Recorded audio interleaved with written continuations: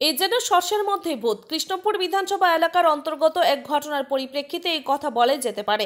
বিশেষ করে বর্তমান সময়ে রাজ্য সরকার এবং শাসক দল বা বলা যায় শাসক দলের ছোট থেকে বড় কিংবা মাঝারি মাপের নেতারা নেশামুক্ত রাজ্য গঠনের দাবি তুলছেন।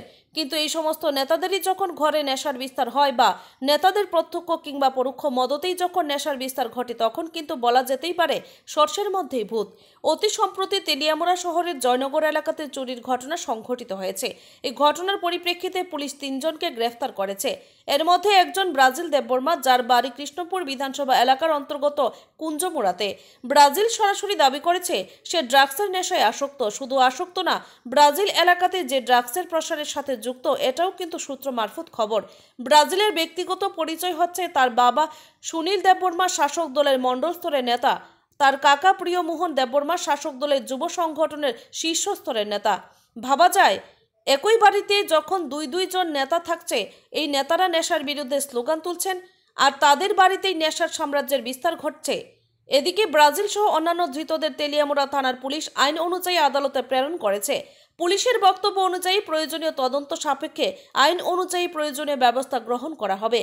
এরই মধ্যে আরও চাঞ্চল্যকর সূত্র মারফত খবর হচ্ছে, চুরির ঘটনায় নেশায় আসক্ত বা নেশার সাম্রাজ্যের পৃষ্ঠপোষক ব্রাজিলকে রাতের বেলায় নাকি থানা থেকে ছাড়িয়ে নেওয়ার জন্য একাংশ শাসক দলের নেতাদের দৌড়ঝাঁপ তৈরি হয়েছে। গোটা ঘটনার খবর ছড়িয়ে পড়তেই এই এলাকা জুড়ে ছিচি রব উঠেছে। দাবি উঠছে পুলিশ প্রয়োজন ব্যবস্থা গ্রহণ করুক। গত মঙ্গলবার দিন আমাদের জয়নগরে একটা চুরির ঘটনা হয়েছে। এই চুরির ঘটনায় শ্রীমতী রূপা দে পাল, স্বামীর নাম রাখাল চন্দ্র পাল, ওনার বাড়িতে চুরি হয়েছে। উনি কালকে একটা কমপ্লেন আমাদের থানায় দিয়েছে। এগুলো নিয়ে আমরা একটা কেস রেজিস্টার করি। যে কেসের নাম্বার হচ্ছে তেলিয়ামুড়া বিএস কেস নাম্বার 64/2025। সেই হিসাবে আমরা একজনকে প্রথমে গ্রেপ্তার করি এবং তার থেকে চুরি হওয়া কিছু সামগ্রী আমরা উদ্ধার করতে সক্ষম হই এবং তার সাথে জড়িত, এই ঘটনার সাথে জড়িত আমরা আরও 2 জনকে আমরা গ্রেপ্তার করতে সক্ষম হই। তাদেরকে আমরা তুইমুদু এরিয়া থেকে, চাকমাঘাট তুইমুদু এরিয়া থেকে আমরা গ্রেপ্তার করি। একজনকে আমরা তেলিয়ামুড়া বাজার থেকে গ্রেপ্তার করি। আজকে তাদেরকে মাননীয় আদালতে পাঠানো হয়েছে। নাম কী হবে? একজনের নাম হচ্ছে রবিচরণ দেববর্মা, যে তুইমুদু রঙ্গিলা টিলাতে বাড়ি, রাজকুমার দেববর্মা তুইমুদু রঙ্গিলা টিলাতে বাড়ি, আর একজনের হচ্ছে ব্রাজিল দেববর্মা জাইলনের বাড়ি। তাদের কাছ থেকে আর কিছু পাওয়া যায়নি এমনি চুরির সামগ্রী? তাদের কাছ থেকে আমরা স্বর্ণালঙ্কার উদ্ধার করতে সক্ষম হয়েছি।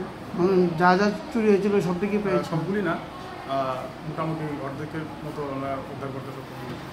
এবং বাকিগুলো এখন আমরা জুডিশিয়াল রিমান্ডে যাচ্ছে, তারপর ওইখান থেকে ইন্টারোগেশনে পরে তারপরে ওইগুলো বের করব।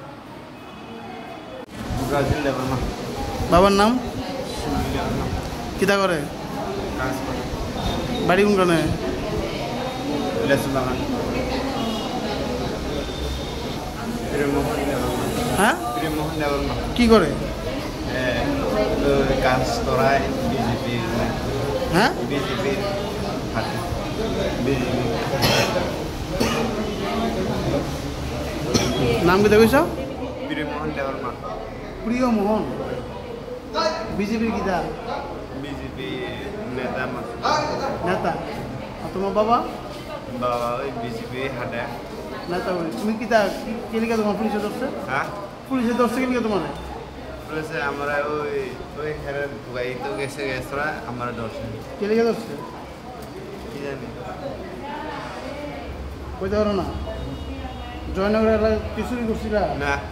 তুমি করছো না? না, ড্রাগস খাও? খাই। হ্যাঁ, খাই আর চুরি করছো না? না, চুরি করে না। তার ড্রাগস খাও তুমি? তোমার বাবা কিচ্ছু করে না? কাকা কিচ্ছু করে না? তুমি খাও কেলে খাও? তুমি করো কিতা? আমি সবজি টবজি বেশি। বয়স কত তোমার? 27, 28। হ্যাঁ, 28। 28।